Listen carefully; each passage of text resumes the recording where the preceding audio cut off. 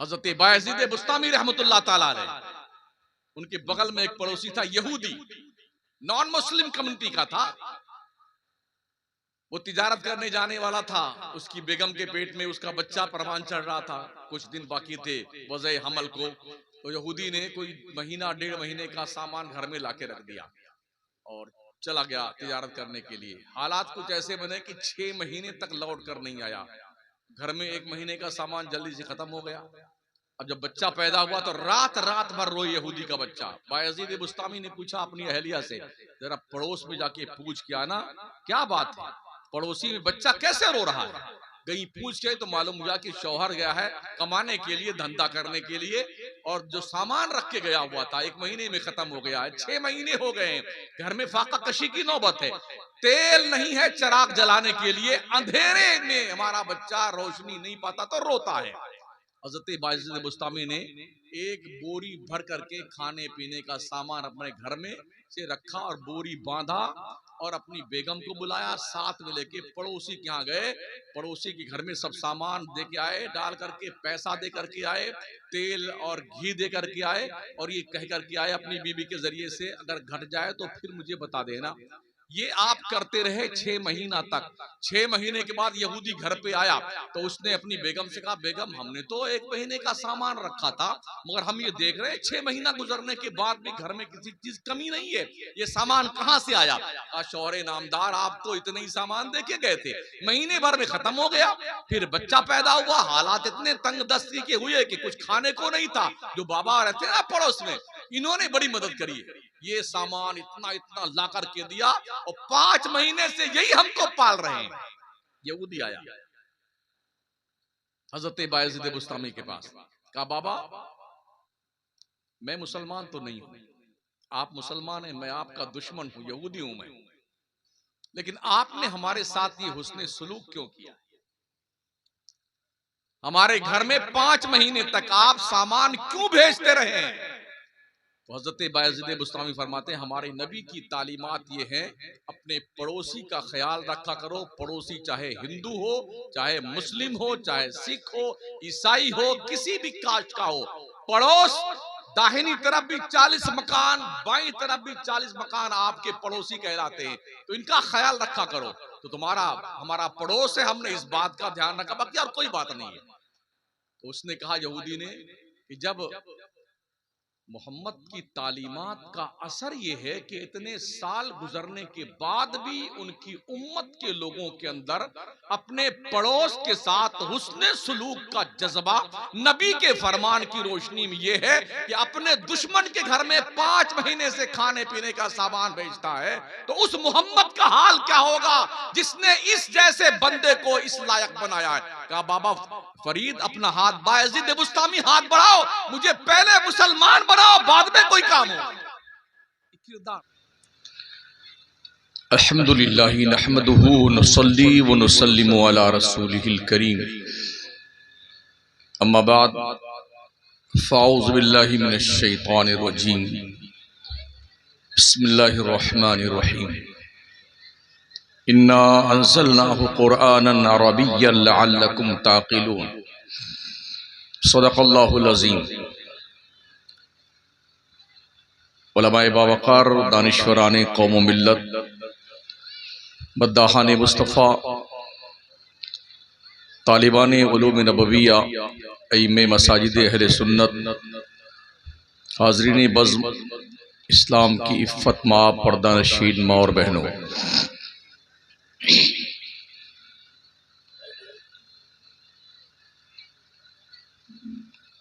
पहली बार आपके इस इलाके में अल्लाह करीम ने आपसे कुछ कहने और सुनने का मौका अता फरमाया। मुझसे पेशतर भी आपने तकारीर सुनी है, और अभी महब मुकर्रम शायर मोहतरम जनाब नसीम सहर गयावी साहब जो है वो बहुत अच्छे अंदाज में पढ़ रहे थे, और उन्होंने ये साबित किया कि सादगी से नात पढ़ करके भी दिलों को जीता जा सकता है। काश हमारे सारे शोरा हुल्लड़बाजी करने के बजाय सादगी और आदाबे नात को मलहूज़ खातिर रखते हुए नात पढ़ें तो दिलों के अंदर उतरते जाएंगे। आज की इस पाकीज़ा इजलास की सदारत नाज़िश मिल्लत नाशिर मसलकी आला हज़रत मेमार कौम मिल्लत हज़रत अल्लामा मौलाना फ़ारूक साहब क़िबला मिसबाही दामत फ़ैज़कुमुल आलिया फरमा रहे हैं। और मुबारकबाद पेश है मदरसा रज़विया जामिउल उलूम के जुमला असातिज़ा किराम और अरकान को, जिन्होंने अपनी कदो काविश के साथ इदारे को इस मंजिल पे लाके खड़ा किया है कि लोग उसकी तरफ अपने दिल और निगाह को बिछाने के लिए आगे आने की कोशिश करते हैं।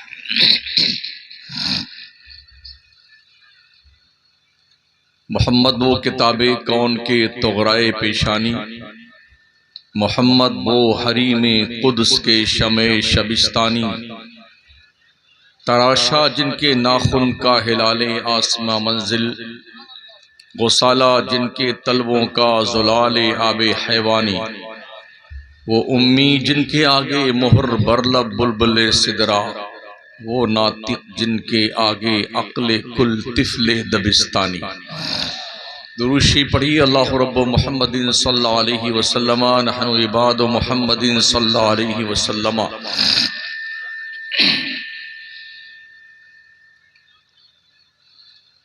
ये आज का पाकीज़ा इजलास तालीम व ताल्लुम के हवाले से इनेकाद पजीर है। मैं अपनी माओ बहनों से गुजारिश करूंगा अपनी तकरीरें थोड़ी देर के लिए आप बंद कर लें, इसलिए कि एक साथ में दो तकरीर नहीं चल पाती है।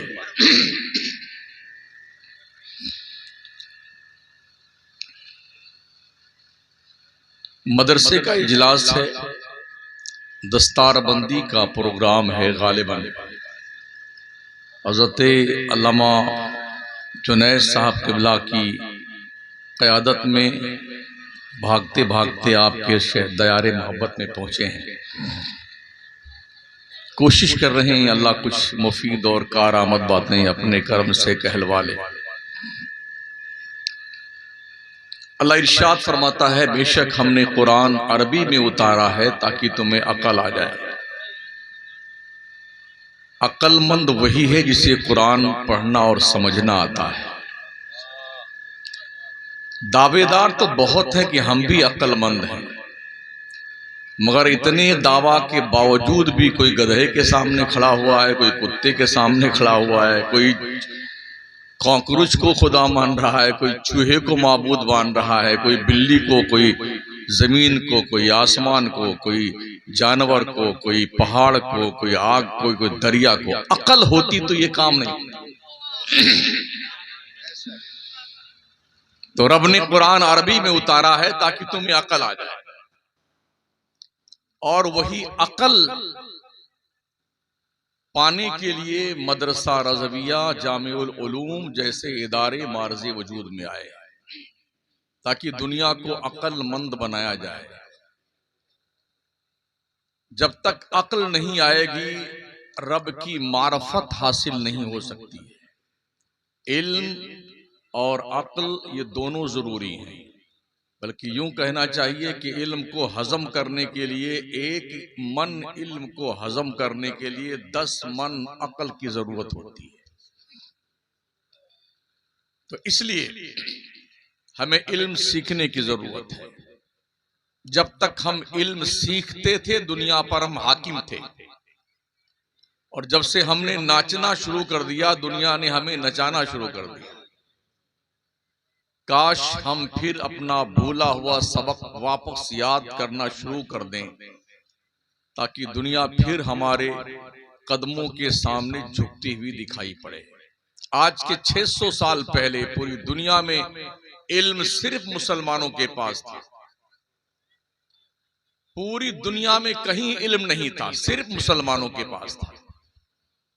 यूरोप का अंग्रेज जहालत के अंधेरे में जानवरों की तरह फिरा करता था, और दुनिया के नक्शे पे करतबा की जामा मस्जिद में सबसे बड़ी यूनिवर्सिटी चलती थी, जहां पर लोग कतार में खड़े होकर एडमिशन के लिए मुंतजिर रहा करते थे कि मदरसे में मेरे बच्चे का एडमिशन हो जाए। और जब यूरोप के किसी स्टूडेंट का उस मदरसे के अंदर एडमिशन होता था तो यूरोप में खुशियां मनाई जाती थी कि मेरे बच्चे का मदरसे में एडमिशन हो गया। जैसे आज हमारी कौम के लोग अपने बच्चों को लेकर के कॉन्वेंट स्कूल के सामने खड़े होते हैं और मन्नत समाजत करते करते डोनेशन दे दे करके जब एडमिशन होता तो बड़ा खुश होता बाप भी और माँ भी कि मेरे बच्चे का एडमिशन कॉन्वेंट में हो गया। ऐसे ही ये कॉन्वेंट वाले जब इनका एडमिशन होता था मदरसे में तो ये भी खुशियां मनाते। ये जमाने का तगय्युर और तबद्दुल देखिए आप। इस्लाम वो मजहब है जो जहालत पर नहीं शुरू हुआ है। पहला पैगाम, खुदाई पैगाम जो आया है वो क्वालिफिकेशन का है, इकरा। पहला मैसेज ईसा पैगंबर के आसमान पे उठाए जाने के 571 साल के बाद जब अल्लाह अपने बंदों से मुखातब हुआ तो सबसे पहला पैगाम रब का था, इकरा, पढ़िए। हमारे धर्म का आगाज, धार्मिक पुस्तक का आगाज बहैसियत नुज़ूल क्वालिफिकेशन से हुआ है, पढ़ने लिखने से हुआ है।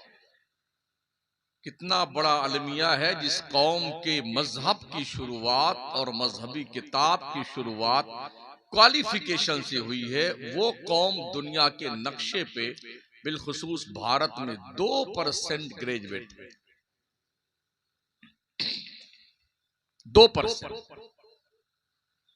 तो जिस तरह से हम 2% क्वालिफाइड हैं, ऐसे ही 2% गवर्नमेंट के शोबाजात में हमारी नुमाइंदगी भी है, सिर्फ 2%।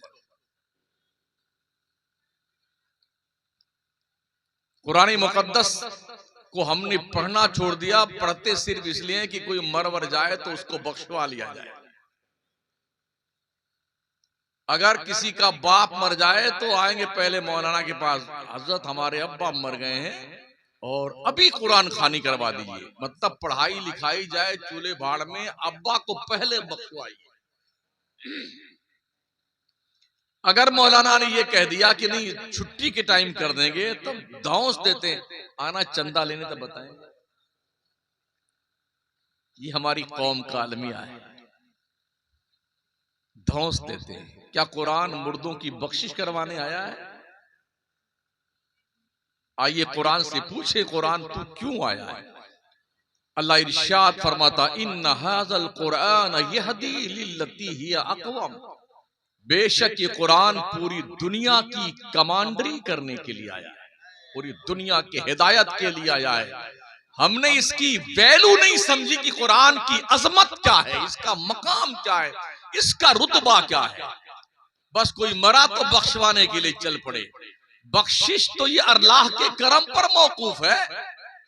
वो करम फरमाने पे आता है तो तिनका हटा देने से बख्श देता है, कुत्ते को पानी पिला देने से बख्श देता है। वो करम करने पे आता है तो रास्ते से कांटा और पत्थर हटा देने बख्श देता है, और पकड़ने पे आता है तो बड़े बड़े दज्जालों को ऐसे पकड़ता है, कोई नमरूद बन के मरता है, कोई फिरौन बन के मरता है। तो कुरान को बख्शवाने के लिए ही एक ऐसी किताब मत समझो कि मुर्दों को बख्शवाने के लिए कुरान का नुज़ूल हुआ है। इसी कुरान को दुनिया पढ़ करके अंतरिक्ष में जा रही है। इसी कुरान को पढ़ करके लोग चांद पे प्लॉटिंग कर रहे हैं। इसी कुरान को पढ़ करके दुनिया जमीन से खजाने निकाल रही है, पेट्रोल, डीजल, सोने, चांदी, हीरे जवाहरात, तांबा, पीतल, जस्ता, लोहा, इसी कुरान को पढ़ करके। और इनके बाप के पास क्या है?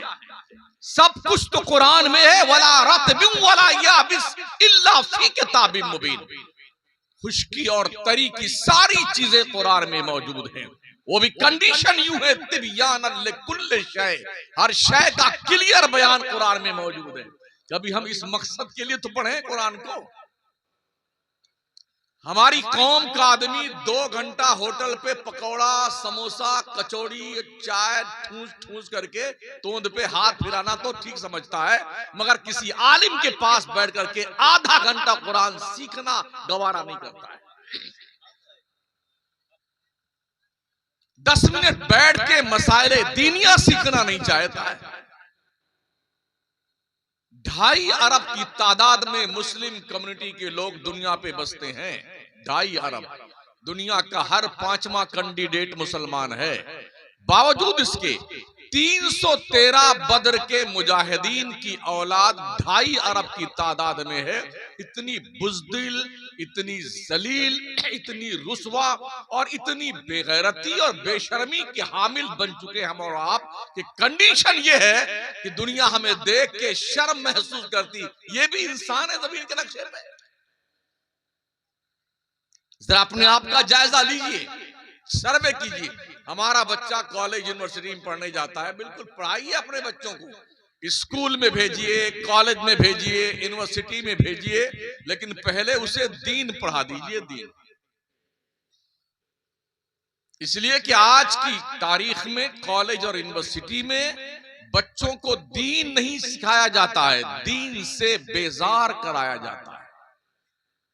अभी एक वीडियो चल रही है, एक बंदा पूछ रहा है, 3 स्टूडेंट हैं स्कूल के, बेटे एक बात तुम्हारा नाम क्या है? तो तीनों ने मुझे बताया मेरा नाम मुसलमान है। तो मुसलमान थे, क्या बताइए तुम्हारे मजहब का नाम क्या है? तो बोलते हमारे मजहब का नाम मुसलमान है। मुस्लिम घर में पैदा होने वाला बच्चा कॉलेज में पढ़ता है, यूनिवर्सिटी में पढ़ता है, वो बताता हमारे मजहब का नाम मुसलमान है। अच्छा बताइए तुम्हारे पैगंबर का क्या नाम है? तो कहा हमारे पैगंबर का नाम सल्लल्लाहु अलैहि वसल्लम नाम। परसों की वीडियो होती है, हमारे पैगंबर का नाम सल्लल्लाहु अलैहि वसल्लम है। अच्छा जरा आप पहला कलमा पढ़ के सुनाइए। कलमा, कलमा तो हमने कभी पढ़ा नहीं। कलमा क्या होता है? ये वो लोग हैं जो मुस्लिम खानदान में आंखें खोलते हैं और इनके दिल दिमाग पर दुनिया की वो बेहुदा ताकतें इल्म के नाम पर बाज़ाब्ता कब्जा करके तस्लीमा नसरीन की शक्ल में लड़कियों को, सलमान रुश्दी की शक्ल में हमारे बच्चों को हाईजैक करके उन्हें इस्लाम के खिलाफ बरअंगेख्ता करती हैं। और हमारी कौम का आदमी ही हमारे मजहब के खिलाफ बाज़ाब्ता तौर पर अनर्गल बयानात देते हुए नजर आता है। कैसे आप इस रिकॉर्ड को तोड़ सकते हैं? मदरसे कसमपुरसी के आलम में चलते हैं, कहीं की ईंट कहीं का रोड़ा, भानमती ने कुंबा जोड़ा। दरवाजा है तो खिड़की नहीं है, खिड़की है तो दरवाजा नहीं है, दरवाजे सलामत है तो कुंडियां नहीं है। अभी पिछले 2 महीना पहले एक मदरसे में गए तकरीर करने के लिए, इत्तेफाक से इस्तिंजा लगा हुआ था छोटा, अंदर गए तो उसमें कुंडी नहीं थी। वो तो खैरियत थी कि कोई आया नहीं, वरना बड़ी बेइज्जती हो जाती। तो ये हालात हमारे हैं कि हमारी कौम के मदरसे, याद रखना मदरसे ही तुम्हारी आबरू है, तुम्हारी इज्जत है, तुम्हारा रोशन मुस्तकबिल है। यही वजह है कि दुनिया की पागल कौमों की बड़ी पैनी नजर मदरसों पे है। ये कागज कहाँ है, वो कागज कहाँ है, ये कागज कहाँ है, वो कागज। इतना काम संभला दिया है कि एक मुदर्रिस सिर्फ दिन भर जो है सिर्फ कागज ठीक करता है। मतलब ये कि पढ़ने ना पाए मुस्लिम कम्युनिटी के लोग, वो लोग जिनके यहाँ इल्म की हैसियत ये थी कि सिर्फ पंडित ही इल्म जानता था और वो कान में लोगों को इल्म देता था, कान में। ये तो पैगंबर इस्लाम का बड़ा करम है कि मेरे नबी ने इल्म को हवा और पानी से ज्यादा सस्ता कर दिया, हवा और पानी से ज्यादा सस्ता कर दिया। ऐसा नहीं कि ये अमीर का लड़का है, ये गरीब का लड़का है। जिस चटाई पर बैठकर मक्का के अबू बकर पढ़ते थे, उसी चटाई पे बैठ करके हबशा के बिलाल भी पढ़ते थे। जिस चटाई पे बैठ करके मक्का के उमर पढ़ते थे, उसी चटाई पर बैठ करके ज़ैद बिन हारिसा भी पढ़ते थे। जिस पे बैठ करके सुहैब रूमी पढ़ते थे, हजरत सलमान फारसी पढ़ते थे, उसी पे उस्मान ज़िन्नूरैन पढ़ते थे। यहाँ कोई छोटे बड़े का फर्क नहीं था, काले गोरे का कोई इम्तियाज नहीं था, सब एक थे मुस्लिम हरम की पासबानी के लिए। ये कंडीशन थी मुसलमानों की। आज हमें क्या हो गया, इल्म हमारे पास नहीं। 10वीं पास करते करते हमारे बच्चे ड्रॉप आउट करना शुरू करते हैं। 14% मुसलमानों के बच्चे छोड़ देते हैं लाइन पढ़ने की। कौन पढ़ने जाए, नौकरी तो मिलेगी नहीं। तुमने इल्म का मकाम नहीं समझा। इल्म की कीमत दुनिया का कोई इंसान नहीं दे सकता है। इल्म नौकरी के लिए मत हासिल करो, इल्म इंसान बनने के लिए हासिल करो। अल इल्म नूर, इल्म रोशनी है, इसे सीख लो तो जिस मुआशरे में तुम रहते हो उसे रोशन बनाओ, मुनव्वर बनाओ, इसका काम है इल्म। तो लोग नौकरी के लिए इल्म हासिल करते हैं। नौकर बनने के लिए इल्म हासिल मत करो, नौकरी देने के लिए इल्म हासिल करो। नौकरी देने के लिए हमारे पैगंबर सल्लल्लाहु अलैहि वसल्लम ने एक किताब पढ़ाई थी, कुरान, सिर्फ एक किताब। आप सब जानते हैं, पढ़े लिखे लोग हैं, कि 10वीं 12वीं पास करने के बाद इस वक्त तक तो 10वीं 12वीं तक कम से कम 8-10 घंटियां होती हैं कि बच्चे लाद लाद के बस्ता जो है उनका दिमाग पक जाता है। और उसके बाद लाइन अलग होती है, मैथ की लाइन अलग है, साइंस की अलग है, आर्ट का सब्जेक्ट अलग है। अब वो एक ही फन में मेहनत करता है। सिर्फ एक फन को पढ़ने के लिए उसका लेक्चरर अलग होता है, प्रोफेसर अलग होता है, और एक ही सब्जेक्ट पढ़ाता है वो। कोई ईएनटी का डॉक्टर बनता है, कोई ब्रेन का डॉक्टर बनता है, कोई बोन स्पेशलिस्ट बनता है, कोई चर्म रोग का विशेषज्ञ बनता है। 4.5 साल एक एक सब्जेक्ट पढ़ करके एक फन का मालिक बनता है। मगर मुस्तफा करीम ने एक किताब पढ़ाई थी, पढ़ाने वाला लेक्चरर भी एक ही है, पढ़ाई जाने वाली किताब भी एक ही है। मगर दोस्तों, उस पढ़ाने वाले पैगंबर ने जिसको पढ़ाया था कुरान, उसी को पढ़ करके कोई लेक्चरर बना, कोई प्रोफेसर बना, कोई डॉक्टर बना, कोई कर्नल बना, कोई जनरल बना, कोई मुबल्लिग बना, कोई हाफिज बना, कोई आलिम बना, कोई ताजिर बना। एक किताब, एक लेक्चरर, और हालत यह है पूरी दुनिया पे छा गए लोग, पूरी दुनिया पे। एक हाथ में कुरान, एक हाथ में माले तिजारत। जिस मुल्क में गए धंधा किया, इज्जत कमाई, कुरान को पढ़ पढ़ के सुनाया, लोगों के दिलों को इस्लाम के कलमे से रोशन कर दिया। हम क्या कर रहे हैं? हम अपने बच्चों को ही इस्लाम के दायरे में नहीं रख सकते। हमारे बच्चे नहीं पढ़ते, इसलिए कि पढ़ने की सोच हमारी खत्म हो गई है। गुज़िश्ता कोई 10 साल से मुसलमान पढ़ने लगा है, थोड़ा 10 साल से। रामपुर के आजम खान ने कोई भैंस चुराई थी, कोई मुर्गी चुराई थी, जो मुकदमा कायम किया गया है।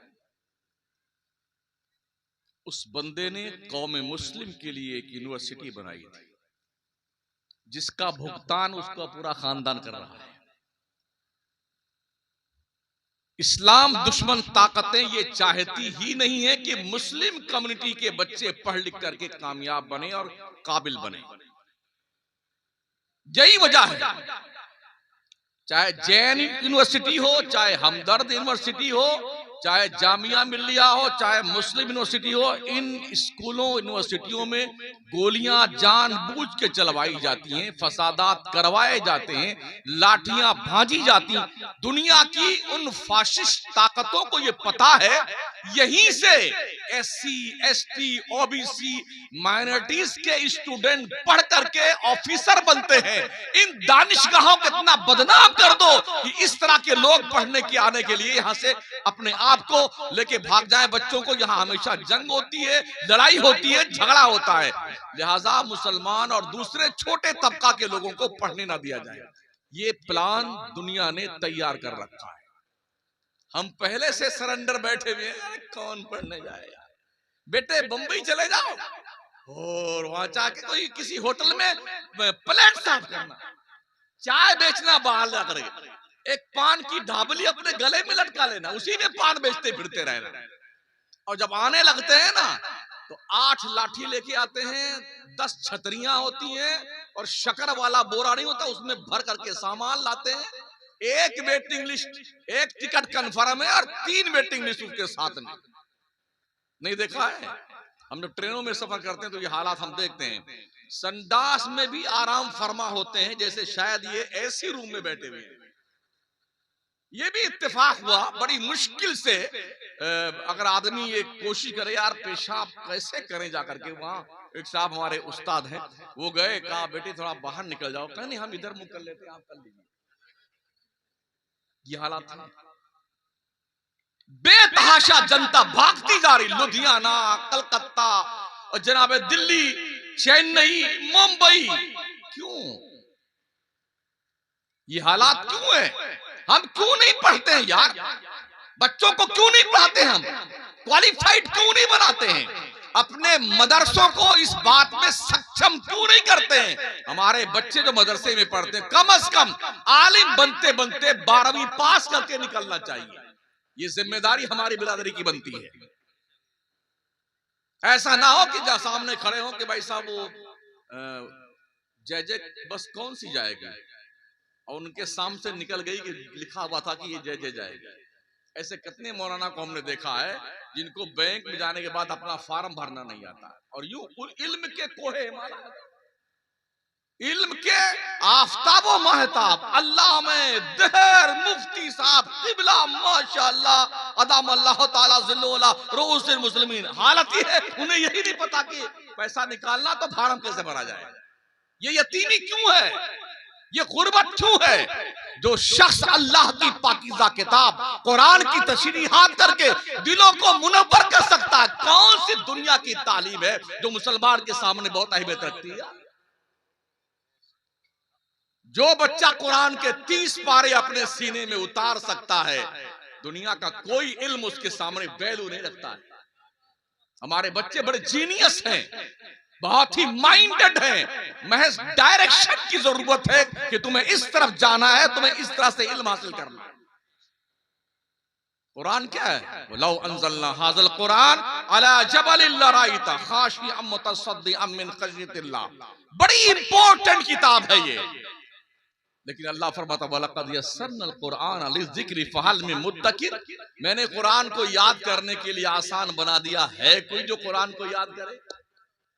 अब आप देखें इस तनाजुर में कि हमारे मुस्लिम कौम के बच्चे 8 साल के, 6 साल के, 7 साल के बच्चे 8 महीने में, 7 महीने में, 11 महीने में, 12 महीने में पूरा कुरान हिफ्ज़ कर लेते हैं। पूरा कुरान। हमारे यहाँ गोंडा में 11 महीने में एक बच्चे ने पूरा कुरान पाक हिफ्ज़ किया है।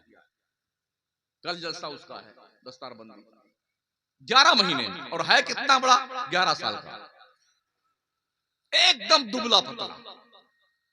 एक थप्पड़ मार दो तो 3 गुलाटी खाए हुए, मगर इतना पावरफुल सीना उसका है जो बोझ पहाड़ बर्दाश्त नहीं कर सकता है, वो बोझ एक मुस्लिम बच्चे के 11 साल के सीने पर अल्लाह ने बहुत ही हिफाजत के साथ उतार दिया है। हमारे राजस्थान में एक मदरसे के एक बच्चे ने 6 महीना 6 साल का बच्चा था, उसने 6 महीना कुछ दिन में कुरान पाक हिफ्ज़ किया, 30 पारे याद कर। ये फजल मौला है। मगर कितने हमारे ऐसे लोग हैं जो पढ़ रहे हैं नमाज 25 साल से, 35 साल से, और जी 60 साल से। एक कुल हु अल्लाह याद है और एक इन्ना आता है ना, कल कौसर याद है, उसी पे काम चलाए जा रहे हैं। दो सूरत पे काम चलाए जा रहे हैं। और क्यों याद नहीं करते यार? दुनिया की सारी चीजें सीखने में आप सक्षम हैं, कुरान की आयतें क्यों नहीं सीखते हैं? पढ़ा कीजिए कुरान। आपके रब ने क्या कहा है आपसे? आपके रब ने 30 पारे में आपसे क्या कहा? पढ़िए कुरान को ना यार, सीखिए कुरान को। जब आप कुरान बड़े ही एक सफा कुरान पढ़िए, मगर उस सफा के पढ़ने के बाद में उसका तर्जमा भी पढ़िए, हाशिया भी पढ़िए, बैन सुतूर पढ़िए। मगर पढ़ेंगे कब? जब इल्म होगा तब पढ़ेंगे ना। हमारा बच्चा जब कॉलेज में जाता है, साइंसदानों को पढ़ता, अरे गैलीलियो कितना बड़ा साइंटिस्ट था, ओहो वो आइंस्टाइन कितना बड़ा साइंसदान था, न्यूटन कितना बड़ा साइंसदान था। हमारे बच्चों ये भी पढ़ लिया करो, अल बैरूनी कौन था, खवारजमी कौन था, बू अली सेना कौन था। ऐसे कितने साइंसदान हैं जिनकी किताब पढ़ करके आइंस्टाइन, गैलीलियो और इस तरह कपलर जैसे पागलों को थोड़ा इल्म आ गया है, दुनिया ने साइंटिस्ट मान लिया उन्हें। कुरान मुकद्दस की 1000 आयतें हैं जो साइंस की तरफ हमारी रहबरी करती है। अफला तंजुरून अफला ताकिलून अफला यतफक्करून अफला ततफक्करून। साइंस मनाजिरे फितरत पे बहस करती है, कुरान मनाजिरे फितरत पे बहस करने की दावत देता है। तो साइंस कुरान की दहलीज पर कशकोले गदाई लेके भीख मांगने वाली कनीज का नाम साइंस है। पढ़िए कुरान को यार, समझिए कुरान को। जब तक हम पढ़ते थे कुरान, दुनिया बिकमंगी थी मुसलमानों की चौखट की। बगदाद में सबसे बड़ा कुतुब खाना था मुसलमानों का, सबसे बड़ा कुतुब खाना। और जब दज्जालों के कब्जे में गया ना, तो चंगेजियों ने बाज़ाब्ता तौर पर बगदाद की सारी किताबों को जला करके दजला के दरिया में फेंक दिया। कई महीने तक दरियाए दजला का पानी सियाह कलर में तब्दील हो गया। हमारे इल्मी खजाने, जो मुसलमान साइंसदानों की लिखी हुई किताबें थी, वो अंग्रेजों ने चुरा करके उन से ले जा करके अपने मुल्क में और अपने साइंसदानों के नाम से उन किताबों को छापा कि इसका राइटर मुस्लिम नहीं है बल्कि यूरोप का अंग्रेज है। इसलिए कि हमारे पास असबाब व जराए नहीं है। मुसलमान के पास पैसा आता है तो ये पगला जाता है, इसको गुंडागर्दी सूझती है। हा? ये तोंद फूल जाती है गुब्बारे की तरह। अरे कितने दौलतमंद दुनिया में हैं जो समंदर पी के बैठे हैं, पता नहीं चलता। और मुसलमान के पास थोड़ा पैसा आ गया ना, तो गांव में तो पहले आता था ठीक चलता था, अब यूं चलता। बाकी लगे ये पगलाया कभी इसका। इस टंकी पे, तोंद पे गुरूर और तमकनत की चर्बी चढ़ जाती है। फिर वो गरीबों को हकारत की नजर से देखने लगता है, अपनी सोसाइटी अलग कर लेता है, पोश इलाके में रहना शुरू कर देता है। लेकिन हमने देखा उन पोश इलाके में रहने वाले लोगों को 1992 और 93 में जब हम मुंबई पढ़ाते थे, जो फसादात हुए थे बाबरी मस्जिद की शहादत के बाद ना, पोश इलाकों में रहने वाले जहां पर बॉडीगार्ड गेट पे होते थे ना, उनके नाम की नेम प्लेट पढ़ पढ़ करके वो धुनाई की थी लोगों ने कि बेटों ने समझना जरूरत नहीं, अब मुसलमानों के महल्ले में रहेंगे। औकात का पता चल गया। दुनिया आपको सक्षम देखना नहीं चाहती है। अगर आपको याद हो, जहां भी मुल्क के किसी कोने में मुस्लिम कम्युनिटी किसी बिजनेस में कामयाब रोल अदा करती है ना, तो वहां पर प्लानिंग के साथ फसादात करवाए जाते हैं। मेरठ, मलियाना, भागलपुर, गोंडा, भिवंडी, संभल, मुरादाबाद, मुजफ्फरपुर, ये सब क्या है? अलीगढ़, जहां मुसलमान माशी हैसियत से मुस्तहकम होता है ना, प्लानिंग के साथ फसाद करवा दो। एक बार फसाद करवा दोगे 20-25 साल तक इसकी कमर टूट जाएगी। तो ये यूं दबा रहेगा, ये प्लान है दुनिया। और हम थोड़ा पैसा मिला, अच्छा अब बड़की वाली टीवी लेके आएंगे। अभी तो अकेले पगलाए हुआ था ना बेटा, अब पूरे घर भर को लेके बैठ के पगलाता है। माँ बैठी है, बेटी बैठी है, बाप बैठा है, बेटा बैठा, भाई बहन, सबके एहसासात अलग होते हैं। एक ही परदेसी पर बेहया और नंगी तस्वीरें देख करके इन बेगैरतों की आंखों की हया मर गई है। जनाजे निकल गए हमारी कौम के लोगों के। कैसे फेस करता है एक जवान बेटा अपने माँ के साथ बैठ करके, एक भाई अपनी बहन के साथ बैठ के फिल्मी दुनिया की आवारा औरतों और बेगैरत मर्दों की नंगी उड़ियां तस्वीरें और उनके प्यार मोहब्बत की मामलात यूं बाज़ाब्ता देख करके वो क्या महसूस करता है कि हमारी गैरतें मर गई हैं, हमारी सोच मर गई है। आप कैसे तरक्की कर सकते हैं दुनिया में यार? यूरोप की पैरवी करके आप तरक्की करना चाहते हैं? तुम्हें तरक्की यूरोप की पैरवी करने में नहीं मिलेगी, आमिना के लाल के कानून की पैरवी करने में तरक्की मिलेगी तुम्हारे। पलटो वापस अपने उस माजी की तरफ जो बड़ा रोशन माजी था, ताकि तुम्हारा मुस्तकबिल भी रोशन हो और हाल भी रोशन हो। एक यहूदी से किस मुसलमान ने पूछा था, क्या वजह है कि तुम्हारे यहां कोई भीख मांगने वाला नहीं? क्या वजह है पूरी दुनिया में जितनी बड़ी बड़ी फैक्ट्रियां हैं वो यहूदियों तुम्हारी हैं? क्या वजह है कि तुम सब एक यूनिटी मजबूत बना के रखते हो? तो उस यहूदी ने कहा था, उसकी वजह यह है कि हमने जिंदगी के 3 उसूल बनाए। पहला उसूल यह है कि हमारे यहाँ बच्चा पैदा होने के बाद से लेके मरते दम तक पढ़ता है। हम भी चलते रहते हैं, कभी फ्लाइट में कभी ट्रेन में, यहूदियों को देखते हैं, ईसाइयों को, वो जब बैठे रहते हैं ना तो उनके हाथ में किताब होती है, और हमारे लोग बैठे रहते हैं ना, ये निकाला दादी अम्मा को हम यूं पगलाते हैं। 8-8 घंटे मैंने सफर किया यहूदियों के साथ, ईसाइयों के साथ, उनकी नजर किताब से नहीं हटती। तरक्की वो करेंगे कि आप करेंगे घास छील करके।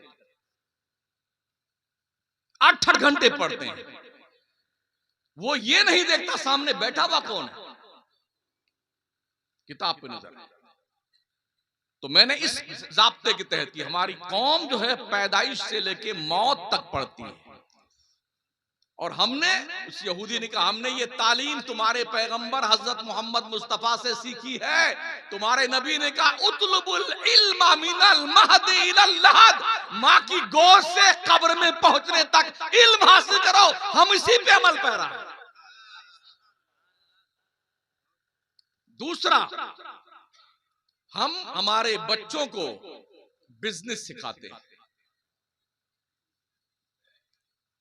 हमारी माएं, हमारी बहनें, हमारी बच्चियों के जब पेट में हमल होते हैं ना, तो शौहर अपनी बीवी को ये सिखाता है, मैथ के बड़े कठिन कठिन सवालात देता है उन हामिला औरतों को, तो उन सवालों को वो हल करती है। पूरा 9 महीना औरत की ये ट्रेनिंग होती है कि सवाल को हल करे, मैथ के कष्ट से कष्ट सवाल हल करती है।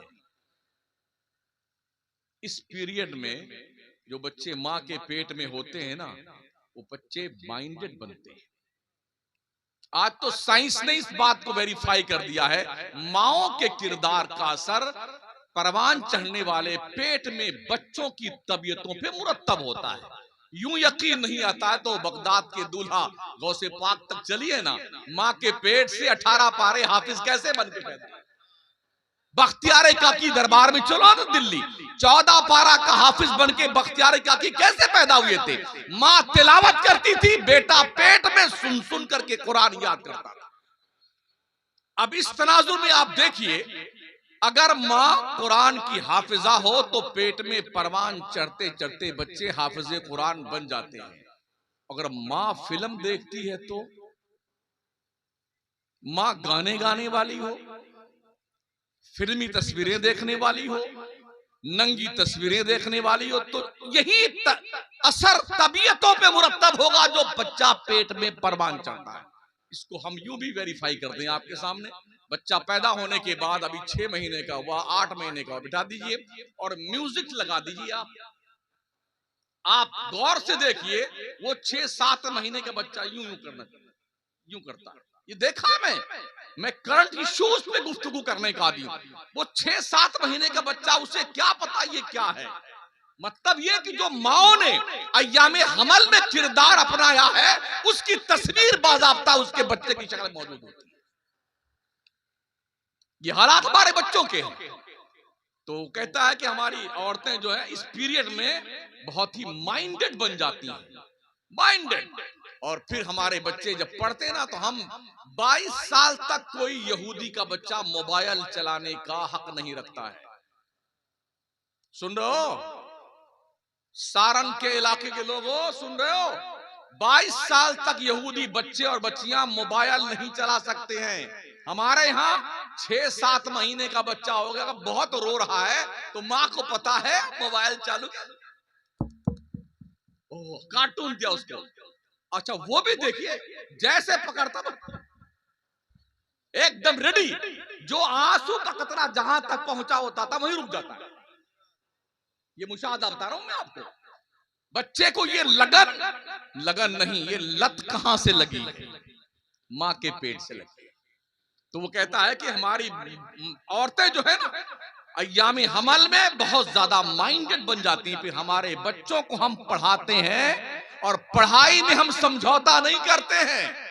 जो खाना है खाओ, पियो, पहनो, तालीम में कोई समझौता नहीं। और हमारे अगर मौलाना साहब ने मार दिया ना तो अब्बा तो बाद में आएंगे, होम मिनिस्टर पहले तशरीफ लाती है। तेरा बाप का खाता है मेरा लड़का, तेरी हिम्मत कैसे है मेरे गुड्डू को मारने की? अब बेचारा मौलवी क्या करे, या तो मार के पढ़ाए या गुड्डू की अम्मा की जो है ज़रबे बर्दाश्त करे। तो मौलवी भी चुप, जैसी तेरी दाल भात वैसी मेरी फातिहा, चल तेरी ऐसी कैसी, पढ़ चाहे चूल्हे भाड़ में जा। ये माहौल है। तो यहूदी कहता है कि हमारे यहाँ बच्चों को हम पढ़ाते हैं और पढ़ा करके बच्चों को बिजनेसमैन बनाते हैं। नौकरी लेने वाला नहीं, नौकरी देने वाला बनाते हैं अपने बच्चों को हम। इसलिए पूरी दुनिया में फैक्ट्रियां सबसे ज्यादा हमारी हैं। कहा तीसरी बात क्या है? तो कहा तीसरी बात यह है कि दुनिया के नक्शे पे यहूदी नाम का कोई कैंडिडेट कहीं भी बसता है। हमारा नेटवर्क इतना मजबूत है, हम किसी को छोड़ते नहीं है, जोड़ कर रखते हैं, जोड़ कर। उसका राबता जो दुनिया के नक्शे पे कहीं भी यहूदी होता है, हर यहूदी के साथ उसका संपर्क रहता है। यहां तक कि कोई अरब खरबपति यहूदी बन जाए तो धर्म की बाउंड्री से बाहर जाने का उसे हक नहीं है। हम अपने गरीब यहूदियों को कोऑपरेट करते हैं, सपोर्ट करते हैं, ताकि हाथ फैलाने वाला न बने, देने वाला बने। ये 3 सबूत हमने तुम्हारे नबी से सीखे हैं कि तुम्हारे नबी ने कहा है ना, माँ की गोद से लेके कब्र में पहुंचने तक इल्म हासिल करो। और तुम्हारे नबी ने फरमाया ना, अल्लाह ने बरकत के 9 हिस्से तिजारत में रखे हैं, 1 हिस्सा नौकरी में रखा है बरकत का। तुम्हारे नबी ने ये फरमाया है ना कि एक दूसरे के साथ मोहब्बत से पेश आया करो। कुल्लु मोमिनिन इख्वा, हर मुसलमान भाई भाई है। कोई तुम्हारा मुसलमान दूसरे गरीब मुसलमान सगे भाई को कोऑपरेट नहीं करता है। एक भाई बहुत मालदार हो गया, एक बहुत गरीब हो गया, तो मालदार भाई क्या चाहेगा? अगर ये बेचे अपना मकान तो जल्दी से खरीद लो, ये गरीब भाई यहां से कहीं और चला जाए, ये गरीब भाई कहीं और चला जाए। मदद करना तो दूर की बात, उस मालदार भाई की बेगम साहिबा भी टून कसती रहती हैं अपने देवर और अपने जेठ पर, तो गरीब नहीं का। ये हमारी सोच है। अगर अल्लाह ने तुम्हें मालदार बनाया तो मंगतो कान खोल के सुन लो। अल्लाह इरशाद फरमाता, या अय्युहन्नास अंतुमुल फुकराओ इलल्लाह, ए लोगो तुम सब के सब भिखारी हो अल्लाह के दरबार के। भिखारियों, भिख मंगो, तुम्हें हक नहीं पहुंचता है, तुम जमीन पर इतराते हुए चलो। कौन नहीं मांगता है अल्लाह के दरबार? हम सब मांगते हैं अल्लाह के दरबार के। तो अल्लाह ने अगर दौलत दी है तो पगला जाते हो, दिमाग खराब हो जाता है। हमने देखा है कोऑपरेट करना तो दूर की बात, लोग अपने उस महल्ले से दूसरे महल्ले मकान ले लेते हैं जहां पर ढंग से रहें, शान से रहें। बोलने का लबो लहजा बदल जाता है, चलने फिरने का अंदाज बदल जाता है, खाने पीने की एक्टिविटीज जो है काबिले दीदनी होती हैं। हम मालदार लोग हैं, ऊंचे ऊंचे लोग हैं, हम लोग ऊंचे लोग हैं, मर्सिडीज कारों में चलते हैं। ओ मर्सिडीज कारों में चलने वालों, अगर तेरा भाई फकीर हो गया है, तुझसे बड़ा जलील और कमीना कोई नहीं है जो अपने भाइयों की तरफ नजर मोहब्बत उठा के नहीं देगा। क्या आपने ये नहीं सुना पैगंबर आज़म अलैहिस्सलाम का फरमान आलीशान, उस इंसान पर फरिश्ते रात भर लानत भेजते हैं जो खुद तो पेट भर के सोता है, उसका पड़ोसी भूखा सोया करता है। कभी आपने पूछा अपने पड़ोस में बसने वाले किसी शख्स से, XYZ, हिंदू, मुस्लिम, सिख, ईसाई, कोई भी हो, कभी पूछा कि आपके घर में फाका कशी है या खाना खाया? आपने पूछा कभी? हमने आपने मेरे पैगंबर फरमाते हैं, अपने घर में अगर सालन पकाते हो, शोरबा ज्यादा कर लो और अपने पड़ोसी के यहां भी 1-2 प्याला भेज दिया करो। और अगर तुमने भेजने की नियत नहीं करी है तो अपने पतेली की खुशबू से पड़ोसी के नाक को तकलीफ मत देना। इस कॉन्फ्रेंस का नाम क्या है? मुअल्लिमे कायनात कॉन्फ्रेंस। मुअल्लिमे कायनात ने क्या बताया है, सुनिए। अपने घर के पतेली की खुशबू से पड़ोसियों की नाक को तकलीफ मत दो, और अगर ऐसा है तो सालन ज्यादा कर लेना, 1 प्याला भेज देना पड़ोसी के यहाँ। ये भी मेरे आका फरमाते हैं, ए मेरी उम्मत के लोगों, जब तुम फल फ्रूट लेके आओ अपने घर में बच्चों के लिए, तो 2-4 फल अपने पड़ोसियों के घर में भेज दिया। अगर ऐसा नहीं है तो अपने बच्चों को बिठाकर घर में बोल देना, यहीं चुपके से खा लो, बाहर निकल के इस सेब संतरे केले को लेके मत जाना। पड़ोसी गरीब का बच्चा अगर देखेगा तो यही सोचेगा, काश मेरा बाप भी मालदार होता तो मैं भी फ्रूट खाता। अगर देने की नियत है तो पहले घर में भेज देना पड़ोसी के, फिर बच्चे बाहर जाके खाएं। अगर ये नियत नहीं है तो दरवाजा बंद करके चुपके से फल फ्रूट और दुनिया की नेमत अपने बच्चों को खिला देना। ये है तालीमाते मुस्तफा। हजरत बायजीद बुस्तामी रहमतुल्लाह ताला अलैह, उनके बगल में एक पड़ोसी था, यहूदी, नॉन मुस्लिम कम्युनिटी का था। वो तिजारत करने जाने वाला था, उसकी बेगम के पेट में उसका बच्चा परवान चढ़ रहा था, कुछ दिन बाकी थे वज़े हमल को। तो यहूदी ने कोई 1-1.5 महीने का सामान घर में लाके रख दिया और चला गया तिजारत करने के लिए। हालात कुछ ऐसे बने कि 6 महीने तक लौट कर नहीं आया। घर में 1 महीने का सामान जल्दी से खत्म हो गया।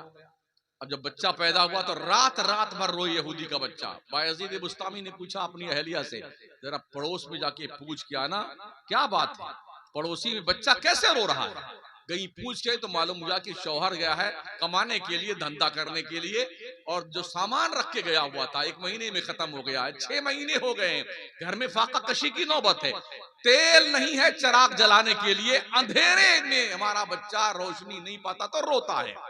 हजरत बायजीद बुस्तामी ने 1 बोरी भर करके खाने पीने का सामान अपने घर में से रखा और बोरी बांधा और अपनी बेगम को बुलाया, साथ में लेके पड़ोसी के यहाँ गए।